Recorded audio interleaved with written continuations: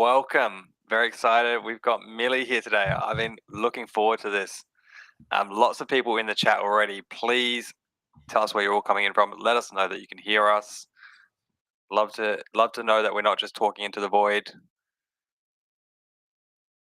I can see lots of people in there. Say hello. Say hello, people. Say hello to Millie. Millie's here. It's very exciting. I can't wait. This is what I've been looking forward to. Thank you. There's a bit of delay. It will come through. Awesome. Come on, people. Type it in.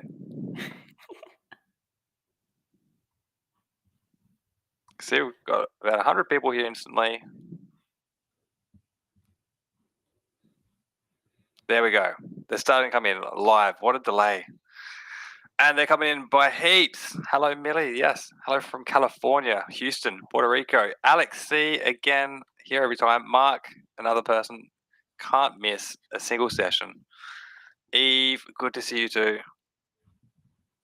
Roxy from Texas here. Yes, Roxy's in the back. Everyone knows Roxy. Hello, girl. Yes. All right, awesome. Oh, Millie, I'm going to introduce Millie. She is an entrepreneur, community builder, best known for the generalist world.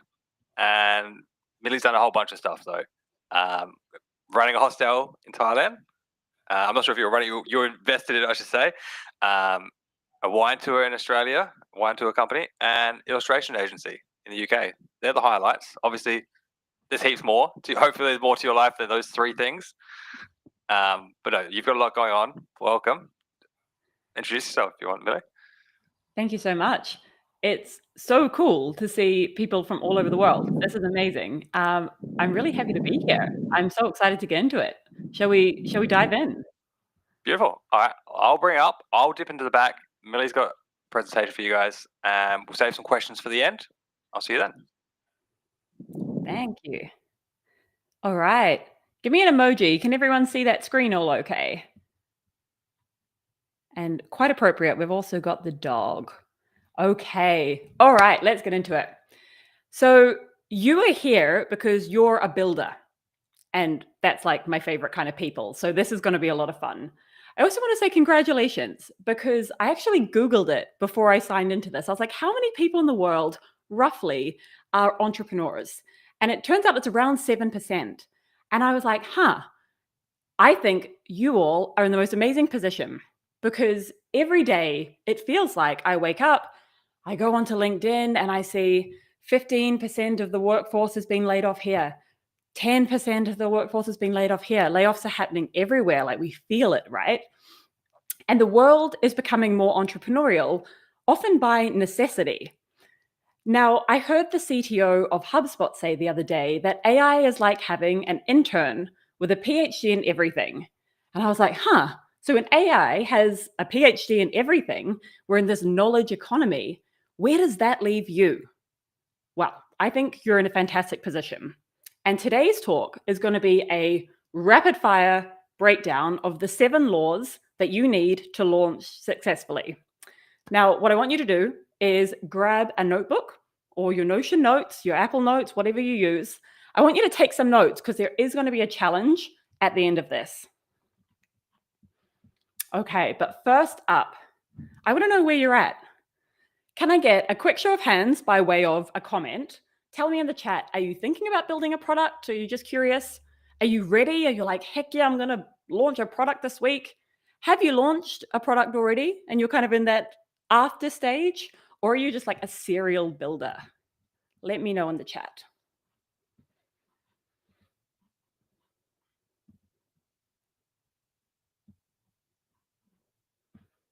Okay, it's coming through. Awesome. While that lovely little delay is coming through, I'll keep us going and I'll have a check-in in a sec. So I'm going to start us off out the gate with something that you don't want to hear. It's equally a really, really hard truth, but it's also like the most exciting thing ever. It has never been easier to build a product. And you're like, Millie, why is that a hard truth? Aren't we all here because we're builders? Like, this is going to make my job so easy. Well, not really. Because when I first started building internet businesses like 5 years ago, which is a long time in this world, you had to be really skilled. You had to have strong design skills. You had to often be able to code. Like there were a few no code platforms floating around like Bubble, but ultimately it was like really advantageous if you had some of like coding or design knowledge. But so much of this has come down to nearly zero because we have these wonderful platforms like Lovable, which I use almost every week. And now there is going to be a big silver lining here, and that there's never been a better time to build because it's cheap, it's fast, it's easy. And I just want to call this out right at the beginning so that you're aware, of the competitive market that you're going to be in. Because when you simply know this information, you're going to be able to arm yourself with strategies where you can actually win. And today is all about helping you win. So I'm Millie, hello. And I want you to cut off all your distractions. I bet you've got loads of tabs up. I want you to close them off, shut down Slack, get off Twitter or LinkedIn or TikTok, whatever you're on, put your phone on Do Not Disturb. And I want you to be here for the next hour with us all together. Because by the end of the hour, you're going to have some really practical strategies and tools that you can go away today and start building. And not just building and being another product in a sea of noise. You're going to be able to build, get customers, and make a great living. Because this is like the point, right? This is the point. So by way of intro, I'm a founder and I've been building companies for about a decade now, all over the world. I've built IRL tour companies in the Philippines that have done millions and millions of dollars. I've launched a hop-on hop of wine tour in Australia, which was completely sold out in its first summer. I launched a custom illustration design studio, which ultimately flopped, but I had my first customer within 12 hours. It actually happened so quickly, I didn't even have an artist to fulfill the order. It was a frantic evening. So now I'm the founder of Generalist World, and we're a community and a learning platform for nearly 100,000 people all around the world with non-traditional squiggly careers to do the best work of their life and to get paid well. And I want to call out as well that I live on a very remote island. Like if you're familiar with the UK, I'm about 6 or 7 hours north of Glasgow and Edinburgh. And my island has 191 people on it. And I want to call this out because I think it's important. We live in this world where, thank you, internet, anyone can build from anywhere. You don't necessarily have to be in one of the major tier 1 kind of cities. So I wanted to call that out. So for the sake of time, I'm going to assume that everyone here has a kick-ass product and that you're solving a real problem. And then our focus today is going to be on launching and positioning that product. So if you're with me, drop an emoji or 10, whatever you're feeling called to do, drop it in the chat and we'll get started. Oh, hey, Ellie. Also, I cannot multitask this chat, so we will have like a Q&A at the end where I'll be able to actually check in with you guys. Okay. So a few years ago, I was sitting next to this guy. His name was Bob. I was at a conference in Glasgow. And it turns out Bob was the creator of Jobs to be Done. Now, I don't know if you know Jobs to be Done, but I would highly recommend going and checking it out afterwards. So he told me, looked me in the eye and he said, customers don't buy products. They hire them to solve a problem for them. And I was like, click, click. Now, the real message here is that it's actually not about you. It is all about your customer. And I did say tattoo this on your forehead. Please don't. Please don't. If you're going to do it somewhere that you're not going to see it in the mirror every day, so that you really understand, because this is the thing that I wish I could have embodied more from the beginning. It's not about you, Millie. It's not about you. We always want to make it about ourselves. It's about your customer. Now, Jobs to be Done. This has really changed my life. So before I do anything, before I write an essay, before I launch a product, before I even start writing a line of code, I ask myself, and more accurately, I jam with Claude. And I say, what is the job to be done for my customer? Because when you start building, it's so easy to be like, I'm going to do this and I'm going to love it and it's going to be wonderful and beautiful because this is what I want. It's about me. It's not about the customer. So this is the first and most important rule. It's not about you. What is the job that your customer will be hiring your product to solve for? Get clear on that. Everything is downstream from there. Okay, let's talk about scarcity. So Generalist World has multiple levels of scarcity built into it. You actually can't come and join us. You can't come and join us anytime you want. We open the doors 3 times a year. We're actually going to be increasing that to 4 because of demand. This is the fun thing about scarcity. You can tweak it. That's also a very good signal. So not only does your product need to be an obvious yes, it needs to be an obvious now. Not only does your product need to be an obvious yes, it needs to be an obvious now. You do this, one way is by creating scarcity. So I'll use GW as an example. When we do open, we've experimented with a bunch of different things. We have capped numbers, so it might be capping at 60 members or 100 members. You might limit when you open, maybe cohorts a few times a year. Or you could add something. You might add special benefits bound to a time frame. My point is, you can experiment with these different types of scarcity. You can try it for 1 week. You can try it for 1 launch. If it's not giving you the results you need, you can just change it. And importantly, if it's feeling icky in your belly, you can cut it or you can change it or you can tweak it. I want you to listen to that ick. Ick is different to cringe. But if you feel the ick, if you're like, this doesn't feel nice, it doesn't feel like a great experience, others will feel that ick as well. So you want to make the kind of scarcity that feels like a positive experience. For example, if you're adding extra benefits, that feels great for me as a customer. I'm getting something more. But having some kind of ceiling or some kind of barrier so that not everyone can come in all the time gives people a reason to say, oh, well, crap, I better get in right now. Like, now's the time. Psychologically, I know this for myself. I'm sure you do too. People often want what they can't have. And people want things that are exclusive and not publicly available to every Tom, Dick, and Harry. No offense to Tom, Dick, and Harry's in the room. Now, this is actually fantastic news for when you're launching, because maybe you cap the numbers when you onboard, or maybe your first 100 people, maybe they get a one-to-one call with you. In fact, that is exactly what I did when I started Generalist World. Our first 100 members, they all had a one-to-one call with me. This took a lot of time, but this wasn't a charity. This wasn't an altruistic use of my time. This was about data, and this was about relationships. Do you know how many insights I was able to gather on 100 calls with people who were so excited they wanted to give me their credit card details? This was able to inform our product strategy. It was able to inform our messaging, our positioning.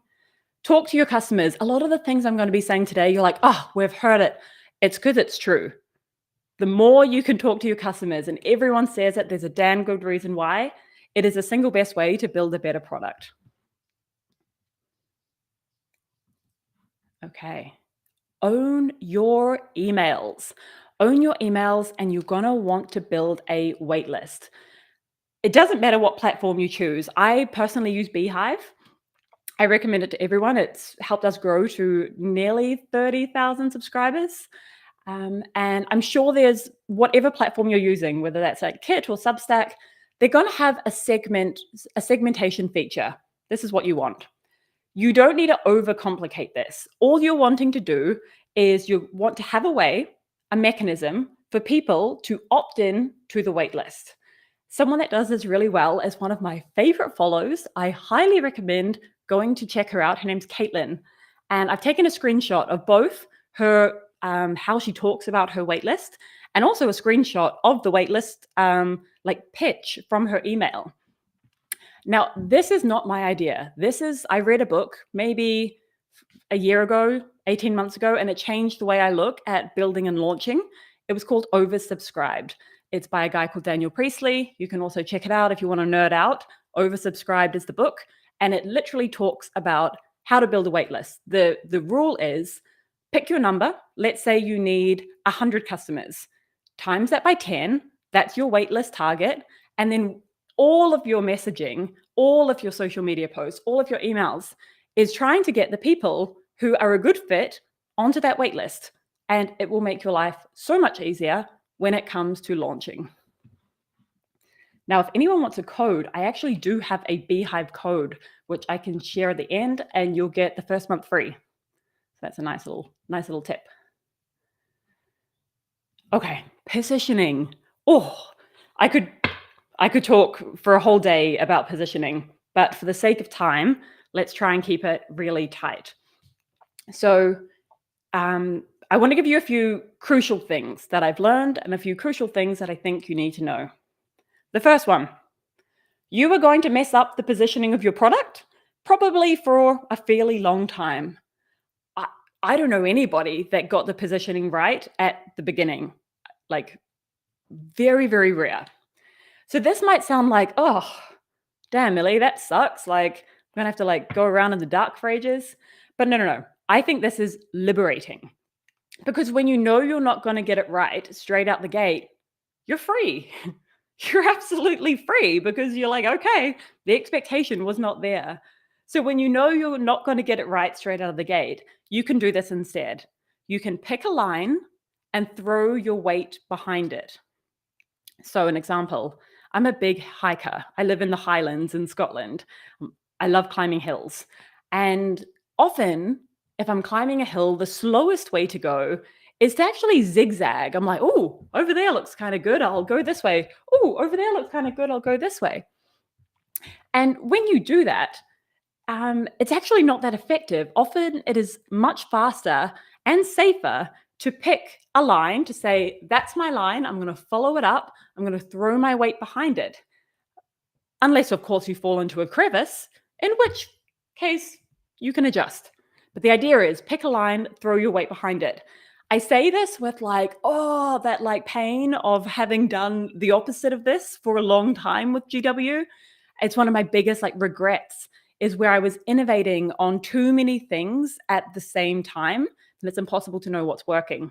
It's much better to pick something and you say, my positioning is X. You go and you test the crap out of it. You can always change it. You can always pivot. That's no problem. But at least you know that you would have tried and tried in its wholeness. Okay, building in public. Who's familiar with building in public? Do you have any favorite people that you follow who build in public? I'm very curious. So I build in public. I have done so for the last 3 years. And I might be a bit of an outlier in my opinion of this, but I really stand over it. And I want to share it with you guys too. So I know that some people approach product building in stealth mode, and then they launch and maybe it goes absolutely bananas, or maybe you never, ever, ever, ever hear about it. It's my experience that it's most likely the latter. So building in public and being really just like open about what I'm building and why, I think is actually the best way to get hype and to get attention and to build your waitlist, which is the goal. My theory is if I can't get a post to fly on LinkedIn, or if a video doesn't fly on TikTok, I can't market this. Like, if I can't market it before I've built it, why am I building it? I've got to have that thing, the market pull for my audience. I've got to have some ounce of confidence that I'm going to be able to distribute this, because coming back to the very beginning of this talk, as I said, anyone can build. And now it's so much about attention and distribution. And if you're wondering, okay, Millie, well, building in public, how often do you post?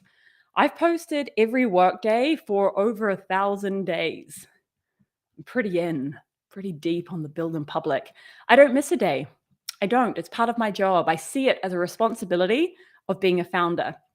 And do you know why? Because posting on social media is just like playing the lottery.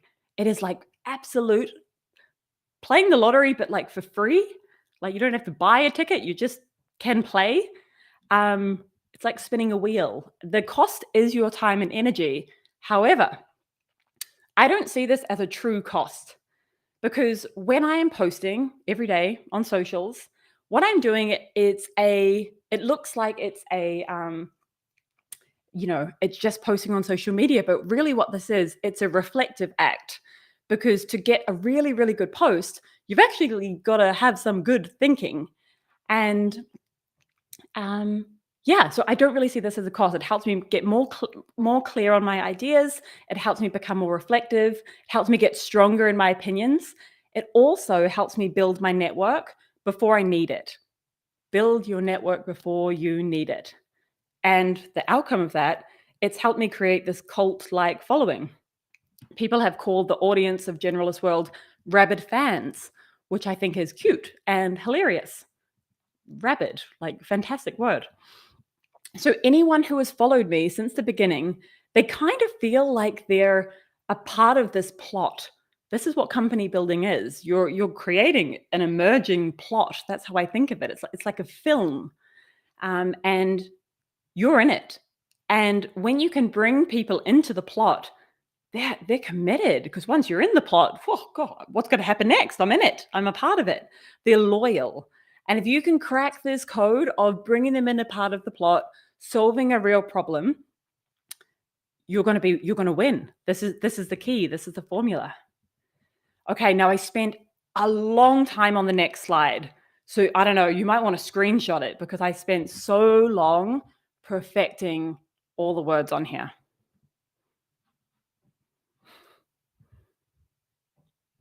That's it. That's a slide. Rabbit fans. Oh, I'm so glad I saw that comment just as I switch screens. Do things that don't scale. Do things that don't scale. Okay.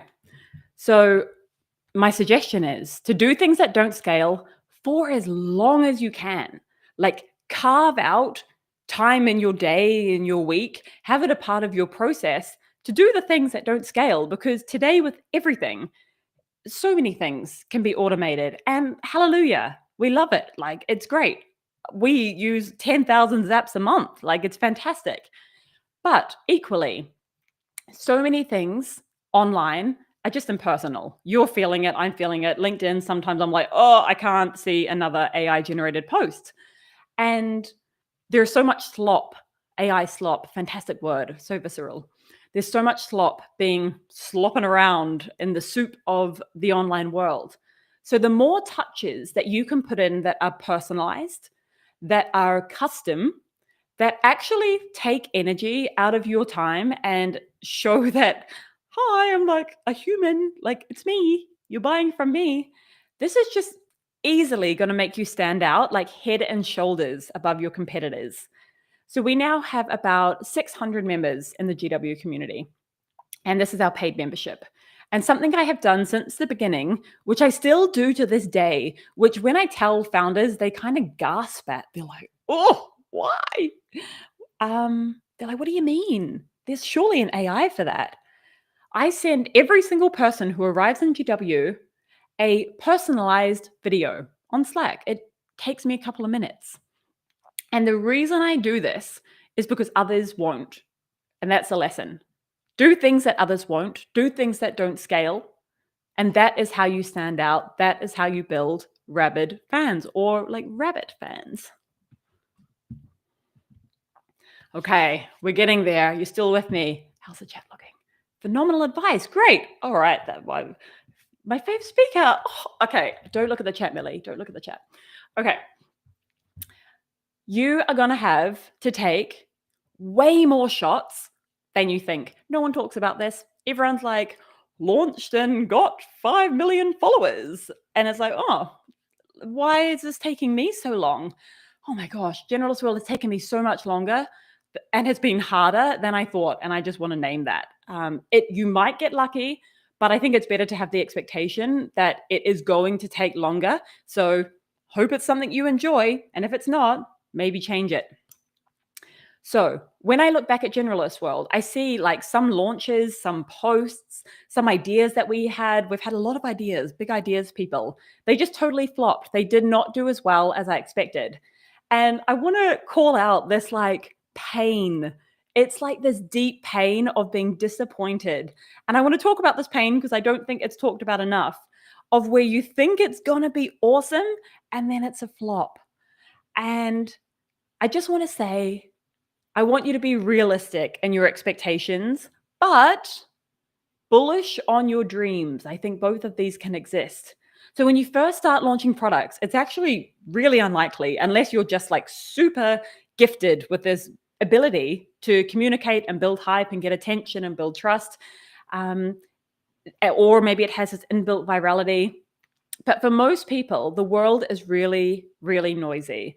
And you will get there. With enough shots on goal, you will get there. But today I want to talk about this like messy middle, which I just wish was spoken about more. So now, when me and I have a very small team, when we are setting a goal, when we are putting expectations on ourselves, we set a goal and we might say, hey, you know, for this cohort, we're going to welcome 100 new members. And I always used to aim this number really, really high. I was like, 1,000 new members, like the stretch goal, you know? And then when we wouldn't hit that, there'd be like this air of disappointment. And that kind of sucks. And you, as the founder or as the leader, as the person like driving the car, sailing the ship, choose your vehicle of choice. Your job is to actually keep up the momentum and keep up the spirits. And if you're like, oh man, that sucks, and this like really, really flopped, it's kind of hard to keep up that momentum. So be realistic in your expectations and bullish on your dreams. I do believe that both can exist. And I'm not saying to aim low, I'm just saying to be realistic. You can have one eye on being realistic, but one eye also on being like a little bit low-key delusional. It gets me through tough times. And with that, right on half an hour, we are coming to the Q&A. And now before we get to the Q&A, I'm actually going to skip one slide to tell you about this challenge. This challenge, if you remember right at the beginning, I said, have your notebook out. And after this, and maybe your takeaway comes up during the Q&A, or maybe you've already got it, I challenge you to write a post, whatever your favorite platform is. We're all over it. Tag me, tag Lovable, and we're going to help amplify you. And this is one way to A, get free content, and B, leverage our networks to help you grow. Back to the Q&A. Maybe I should stop sharing. That's all right. I'm going to come in. How you doing? Thank you. That was fantastic. So good. And what a great opportunity to leverage you, get on social media, get some presence. If everyone does it at the same time, we'll build a big flood together. Yes. We have got some Q&A. Let's bring it in. How do you think about jobs to be done when building an entertainment product?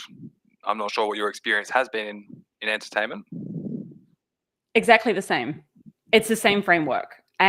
Literally the same thing. And I'm also not sure what you mean by entertainment product, but whatever that product is, go and jam on Claude, say, hey, what is the job to be done for? And it's the more context you can give it, whether that's the audience or specifically what the product is, Claude will give you the answer. So just use Claude. Beautiful. Building my waitlist and also a newsletter, having them as separate options, is that okay? Oh, great question. I can speak from what we've done. We have a newsletter within Beehive, and then the waitlist is also within Beehive. Maybe there's a technical reason that you'd want to have them separately, but it is, I think, easier, which I'm always like, make it easy, make it simple. The less platforms or things, the better, if you can keep everything in the one spot. And Beehive has this really cool feature where you can basically create a poll, and then when people vote on that poll, you can segment them into a waitlist. So it might be like, would you like to join the waitlist for the community? Yes. And then they go and automatically get segmented into a waitlist. I'm sure other platforms have a similar mechanism. All right. What are your favorite platforms for building in public? Oh, okay. I love this like rapid fire. It's good. So I think I'm most loyal to LinkedIn. LinkedIn is where I got my start. That was where I first did my original post. And I said, I'm a generalist. I don't know if anyone else is. Is there anyone else like me? And turns out there's many, many people. So LinkedIn is kind of like my OG. There's been a lot of discussion and disgruntlement recently of like reach and engagement. My advice is don't stress it. Like I don't care if my reach is a bit down. When I think about it, like let's say my post reaches 1,000, 5,000, 10,000 people. I live on an island with 200 people. Like I think we've lost like the perspective of like, wow, 1,000 people just saw this for free. That's kind of cool. So don't get too caught up on the LinkedIn reach because there's not much you can do about it. And just keep showing up, just keep posting. The one I do want to talk about as well, though, is TikTok. TikTok, I funnily enough don't really build in public with, but I do want to mention it because it is my favorite platform for experimenting. So I said LinkedIn is kind of like my loyal. That's like I feel like all my friends are there. I've got this network now who they're bought into the plot, right? They're in the plot.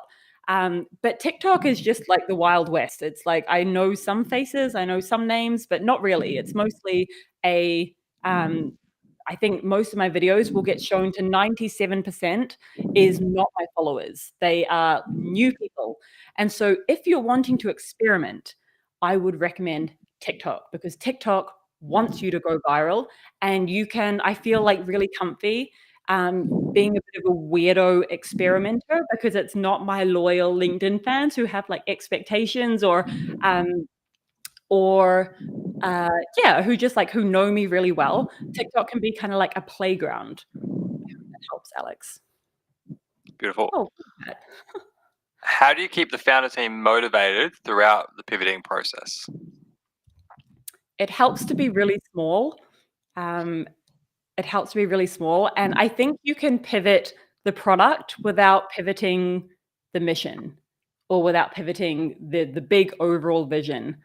And also pivoting like who you help. Maybe it's a little different if you're fully pivoting. If we pivoted from generalist to specialist, that would be an interesting thing to keep everyone motivated because I really sold everyone on like, come on, we're here for the generalists. Um, but I think, well, my strategy is just to be radically honest, to always lead with that honesty. And I don't know, I think there's this perception that at least I grew up with that a leader has to know all the answers. And that's just not true. No one knows all the answers. And especially when you're building in the early stages, you truly don't know all the answers because the whole point is that you're building. So you can just be honest and be like, hey, like this is where I'm at. This is my thought process as to how I got here to share that process. But you also don't have to be this be all end all messiah who knows everything. I think the other part of this, the underlying thing here is culture and the kind of culture that you're creating, the kind of culture that you're building. For me, again, can only talk from how I run GW. Uh, I make it a place that I want to come to every day. I'm like, oh, why wouldn't I? Like, why would I not try and make it a really fun place to work? And a fun place where we see people's strengths for what they are and we're like, let's help you leverage that. If you want to do more of XYZ, how can we help you do that? I truly believe that people who are enjoying their work are gonna do better work. It doesn't seem like rocket science to me, and it's wild to me that especially larger organizations would like squeeze people into these boxes and tell them, you know, you can't do the thing that makes you really excited. Let people lean into their curiosity and lean into their passions. And yeah, keep honest. I can safely say everyone that works with Millie is very happy. They're all just the happiest people in the world. I can see Edger actually. Of course, she's plugging Generalist World. Let's move on. Can you clarify the 10x rule? What do you mean by it gives you a list to sell? Yes. Thank you. Great question. So, my advice would be when you're building a product that you are going to need a way to sell that product. One way you could do it directly on social media, but you don't own that platform. LinkedIn might suppress your reach, or TikTok might ban your account. Who knows what happens? So from the beginning, my goal has been, okay, take people from social media and put them onto my email list. This is something that I own. This is something that nobody can take away from me. But now we have this email list, which super exciting, is like 30,000 people. And I know that not all 30,000 people are going to want to buy a Generalist World membership for a zillion different reasons. It's not for everyone. And so it's really helpful to be able to segment into different wait lists so that I can basically not annoy anyone else, and you can just be really targeted and being like, hey, I think that this would be a genuinely helpful thing for you in your career because of XYZ. You're on the wait list, and I don't feel as like worried about sending more emails to that wait list, especially if they have opted in, which all of our wait lists opt in. So they have said at some point in their life, like, oh, I'm interested in the membership. And then I'm like, cool, okay, well, let me tell you more about it. And then the rest of the wait list doesn't have to see it. They continue to get our boatloads of free resources that we send out every Tuesday and Friday. Subscribe at Generalist World. But they don't need to hear about the community membership if they're not interested. And so the 10x rule is simply saying that if I want to bring in 100 members, then I'm going to build a wait list of 1,000, a wait list of 1,000. I'm not sure the data of where Daniel Priestley got this. I think it's probably just like 1 in 10 say they want it, but probably wouldn't actually buy. It seems to be the number. And so that's what we have done for most of our previous launches, is we've tried to get a 10x wait list, and we've done well from that. And what are the 7 laws? Oh, I have to check my slides. They're not written down on paper, these laws. No, I made them up for the this is the great thing about having your own workshop. You can call something a law. So the laws, I can quickly go through if it's helpful. Would that be helpful, Brenton? Sure. Okay. Start with a job to be done. Not only does your product need to be an obvious yes, it needs to be an obvious now.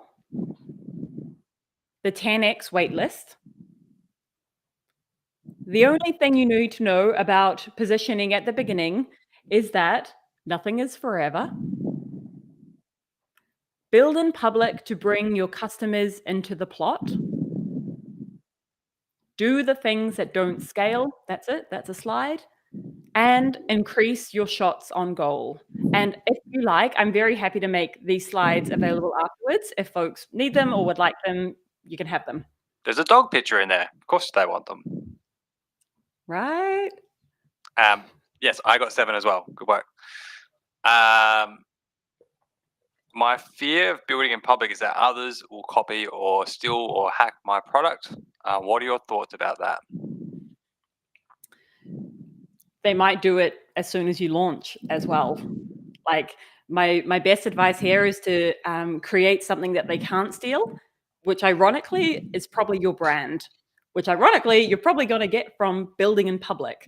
I know this can be quite different for SaaS, like community, like candidly is an enormous moat. It's really hard to build a community who's like loves each other and is like committed for the long term. It's really hard to copy that.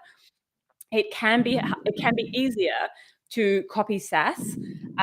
So from what I've seen of my friends on Twitter who build in public and are like, oh, they copied me, is that copycats often die fairly quickly because they're doing it for the quick win. They're like, oh, that worked. I'm just gonna copy exactly it. But if they don't have your brand, if they don't have your execution, if they also don't have your support, like I said, are you doing the things that don't scale? They can't copy that.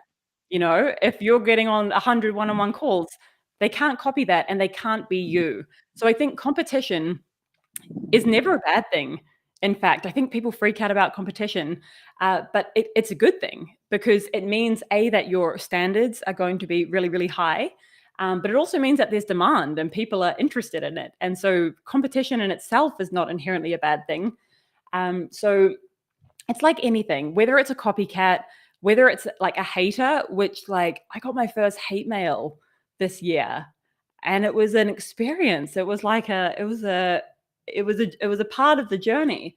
And these are going to come up, especially if you start to like really get some traction.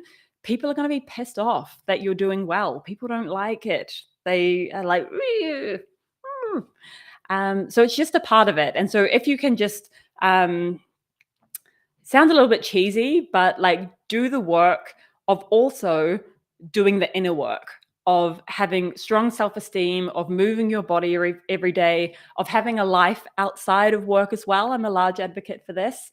And you can't control if people are going to copy it, but you can control what you're putting out to the world. Did I lose Brenton?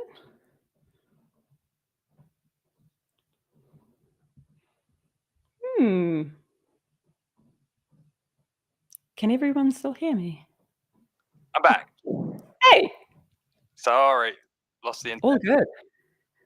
Oh, you're so fine. How'd we go? Are we still on the same question? Wait. No, I think we're good. Okay, we're good to go. Sorry, everyone. Let's continue. I literally posted last night. Should I post again? Are you a post every day? I'm a post every work day. Okay. But I like to think of this as a rhythm.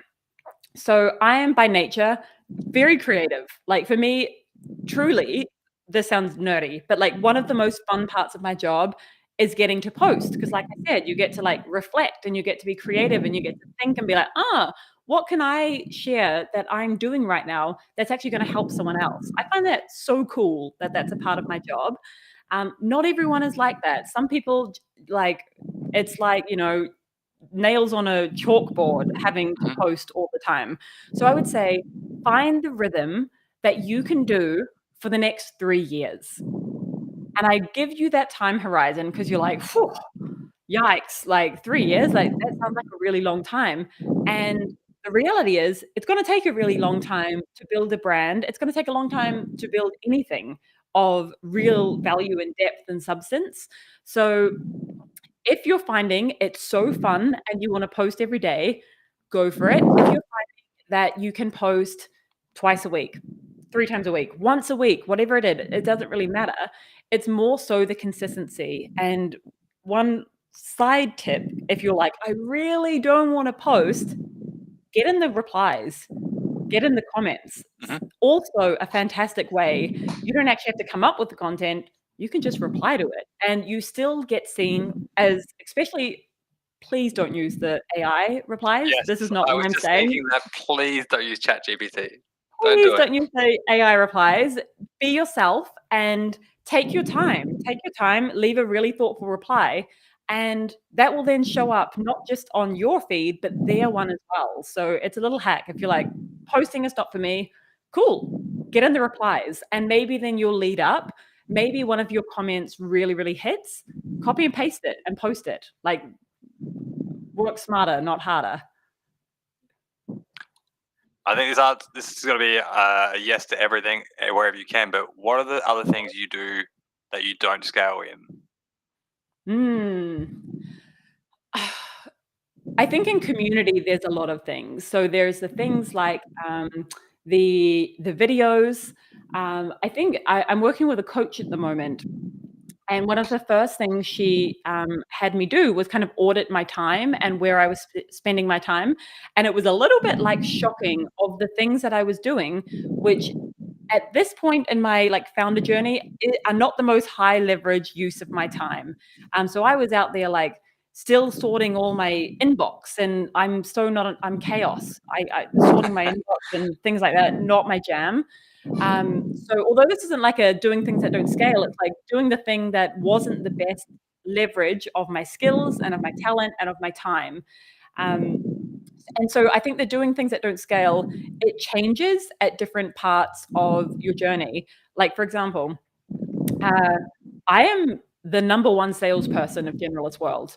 Me around opening doors, see you in the DMs. That is me. Like, people are shocked. And also, like, replying to emails, people are shocked. They're like, is this Millie replying to an email? Is this Millie replying to the DMs? And it is, because it keeps me close, especially to the customer. I do not reply to all DMs. I'm going to set that expectation now. It would literally be impossible. But particularly when it comes to sales, that is something that I could outsource, but it's not something at this stage of my founder journey that I'm ready to do. It needs to be me. My instinct is that I still need to be making those connections, because community is essentially culture. And so by me being really thoughtful and intentional about who's coming in, it protects the people that we've already got, and it sets the culture for the future.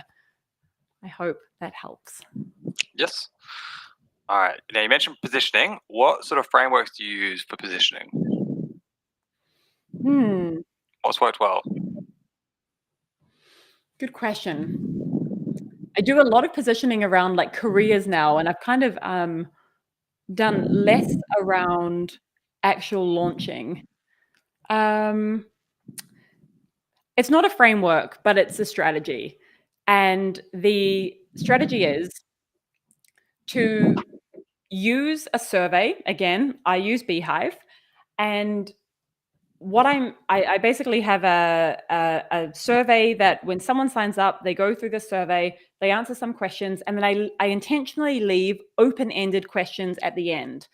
And one of those questions is a rant space.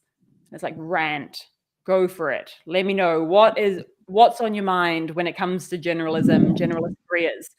And I will we have, I think, over 2,000 rants, responses from people. And it's obviously I'm the only one that can see the answers.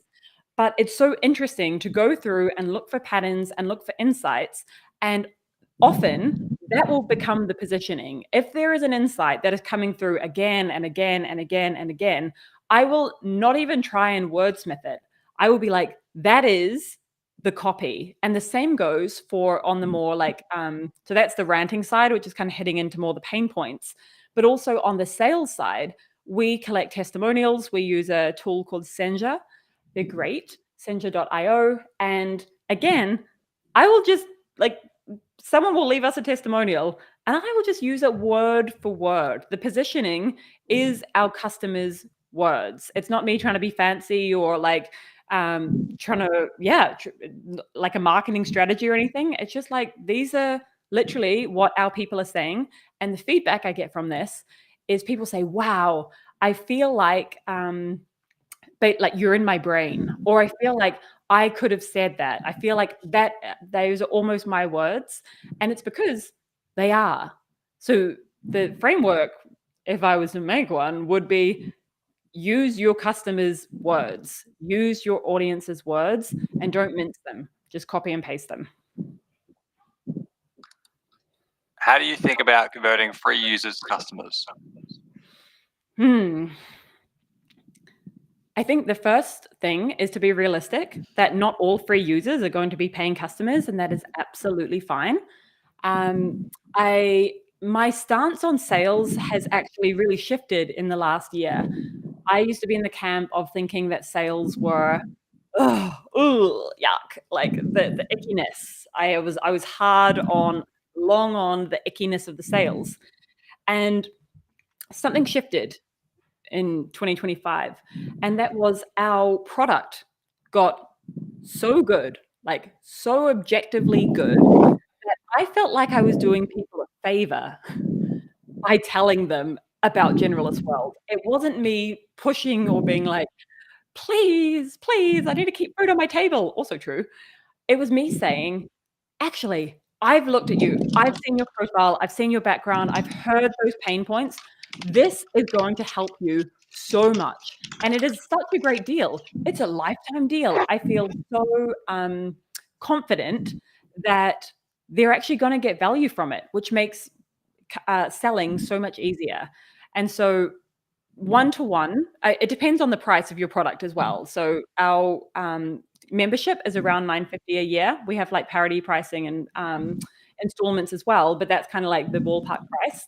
And so it's a higher ticket, it's a bigger investment, right? And so people might be with us for 2 years. They might be with us, they might be reading every single newsletter, they might be binging every single podcast. They feel like they know us, and then maybe they are about to launch a product. Maybe they lose their job, maybe they want to change careers, whatever this, like, there's always a moment, there's a transitionary moment. And this is where I think the long game is so important. So how do I think about converting free users? I think about creating amazing content, being consistently trustworthy, and always helpful, so that when people say, oh, I'm feeling this, we're actually just top of mind. And then if they need some support, or like if they have any questions, I can just answer them, and I can answer them from a place of not a pushy salesperson, but a helpful person on the internet who thinks this could really help them. Good answer. Very good. What do you think of LinkedIn newsletters? Yeah, I'm with you on that. I mean, has anyone read one? I'm not being funny. Like, that's the litmus test. Like, for me, it's, if the newsletters are there and I could go to them and that would be it, it would be okay. But it's that you get the invitation from someone and it's like they're forcing you to come check out their spam, and you can't not get this notification, right? So you just ignore them every time. Such a missed opportunity by LinkedIn. Like, that could have been so good. I wouldn't bother, to be honest. I would stick to the platforms which really, really help you do this. In saying this, take everything with a grain of salt, including everything I've told you in this entire workshop, because this is just what's worked for me. Maybe you go on LinkedIn and maybe you find the mechanism or the lever that I've never seen. Maybe it does exist in a different niche. So, like, all of the advice about business and building, it's great to listen to it. It's great to take it on board, but also be like, okay, cool, Millie, I'm going to do it anyway. Or, okay, I'm going to go and try it anyway. And you can always pivot. You can always change if it's not working. I think as well, if you're doing newsletters, you're probably not doing them solely on LinkedIn. You've already got newsletters written up elsewhere. So if you automate that process to just post on LinkedIn, you're not going to be any damage from doing it. It's like even if you only get 10 people on those newsletters and one of them is a paying customer, you got your 1% there, 10%. Sure. I don't know the answer to this, but one of my first questions would be, do you own those newsletter subscribers? Or is it simply LinkedIn still owning them? Because then I would say truly don't, because the whole point of the newsletter is that you're taking them off a rented platform and you're bringing them onto your owned platform. All right. Similar social media. What's your X and TikTok handle, please? I think it's Generalist World. Millie, no, Generalist World. Mine? Yes, yours. On X, it's Millie, tamati. And on TikTok, I think it's Generalist World. It's creepy how many, what are they called? Like, fake Millie tamatis there are on TikTok. So yeah, go for the one. It's like 35,000 followers or something. Yeah. And don't click any links. I don't DM anyone. Don't. I'm not selling you crypto. I promise. Can you define the realistic goal?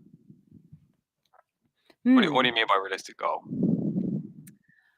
So I think it's really easy when you're super excited about your product to say, so many people are going to want this. So many people are going to want this. And if you haven't launched before, or even if you're in the early stages, it's kind of hard to know where to benchmark that. And I don't know if there's a science. It's probably more an art. A lot of mine is kind of either like gut feeling or being like, how much money do I need, or how much money do I would I like to make in the next kind of 1 month, 3 months, 6 months, whatever it might be. And the goal is an internal thing. This is not, I mean, maybe you're sharing it publicly, but it's more for you. And so you'll start to know after honestly a couple of launches what your realistic number is. That's going to be different from you, from everyone on this chat. And as long as you're documenting it, have a way of documenting what the goal was and what you hit. And then you'll start to see if you're aiming a bit low or if you're aiming a bit high. And you'll start, like with time, you will start to find what that realistic number is. This is a question I'm very interested in for myself. Can you talk about vibe engineering or vibe coding, however you want to refer to it? I'd love to know how you're using Lovable. Yeah, please tell us all about it. Yeah, so my personal website is built in Lovable. It's like where if anyone asks if I'm pitching myself in for like a speaking gig or if a conference wants to come and talk to me, I send them my Lovable website. I think my website was my first aha moment into whoa, this thing just works. I just did this prompt and then I did a few tweaks and then boom, there's this website, hit publish. And as someone who's like been doing the no code for years and it's always a bit like crap, I couldn't believe like how customized it was and how like good the design was. So I'm in the stage of generalist world where I'm just hyper focused on doing the thing. We do community, events, and content. That is what we do. I'm not actually in this exploration of like, ooh, new ideas.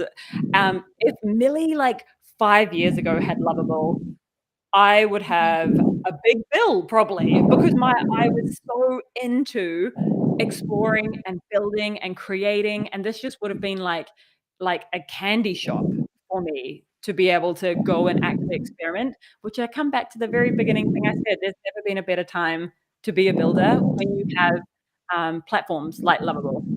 But in terms of vibe engineering, I would say I use it more like functionally than like experimenting or building. I'm not trying to sell products at the moment. I'm just trying to do that founder thing where we're like, it's working.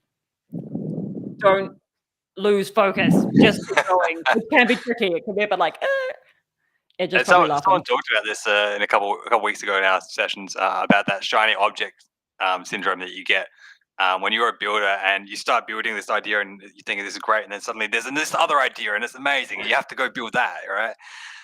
Literally. Now, Do you know what's interesting? Do you know what's interesting is that was me, truly. Ask anyone like 5 years ago. That was me. I was queen of shiny objects. But then I found Generalist World, and the problem was so crunchy and gnarly, and I could sink my teeth into it. There's so much to unpack in it. My shiny objects kind of disappeared. Like I still get a little bit shiny object around what I could do for generalists and within the GW ecosystem. But like my eyes diverting to other things really is not. Oh yeah, and Edja is also fantastic at reining me in. She's like, get back here, put those sunglasses on. So that's just a thing to say. If people are like, oh, but I'm get distracted by shiny objects, sometimes it's just a season of your life, and that's cool. And like lean into the fun and the curiosity. And maybe when you find the thing, the shiny objects don't seem so shiny because the thing that you're working on feels just like so aligned. I'm just going to say, your website looks fantastic, by the way. Well, did you build, thank you build this all yourself? Lovable built it for me. No, it was all you. Did you build it entirely in Lovable? Yeah. That's amazing. You should all check out Millie's website. You've done a really good job with that. Sick. Thank you. Very happy to hear that. Last question I'll just throw here is a personal one for you. You mentioned you're a bookworm.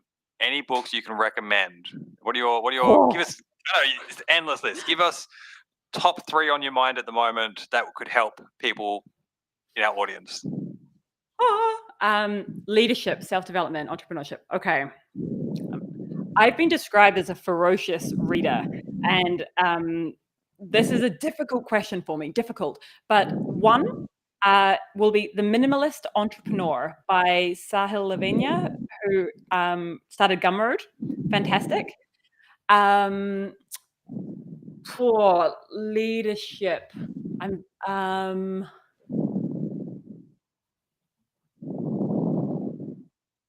I think Tiny Experiments by Anne Law DeCamp, I think you say her name. She did a workshop with us not so long ago, and it was really helpful in not thinking of like things as overwhelming. You have to change your life. You can actually just run these really tiny experiments. And then a little bit deeper is a book called Emergent Strategy, which, if you know, you know. Also fantastic. Awesome. Top novel. Now I've got you here. Oh, the Book of Coley. I have too many, but the Book of Coley trilogy, followed closely by Cloud Cuckoo Land. There we go. Getting some gems thrown in here. All right, that's everything. Thank you so much, Millie, for coming. I This was so do just want fun. to give people a heads up for the final challenge, the final assignment for this week. You already might be aware it's to create your pitch. So 2-minute pitch video. You're going to pitch your product, put yourself out into the world, commit to what you've built. No hiding behind AI this time. Faces, you're the person that's pitching your business. These videos will be shared. We'll make a public gallery, but also that top list, top 50 will be shared with accelerators. So do aim for that. The public list is still going to be available for everyone to see. And I expect that although the top 50 we're definitely sharing accelerators, I know that they're very hungry to get with founders like you. So they're going to go through the whole library anyway. So please, 2-minute video has to be on YouTube though. That's the only thing. No Loom, no Vimeo. Has to be on YouTube so we can embed it all in this gallery. Thank you, everyone. Please send me any questions you have. I know you've probably got plenty. Thank you, Millie. So good. Such good content. You're so much fun. Thank you. Yay. Have a great day, everyone. Connect, post. Yes. Good luck with the pitch. Go find and follow Millie. Go do all the social media things that Millie said and tag her and tag Generous World and tag Lovable.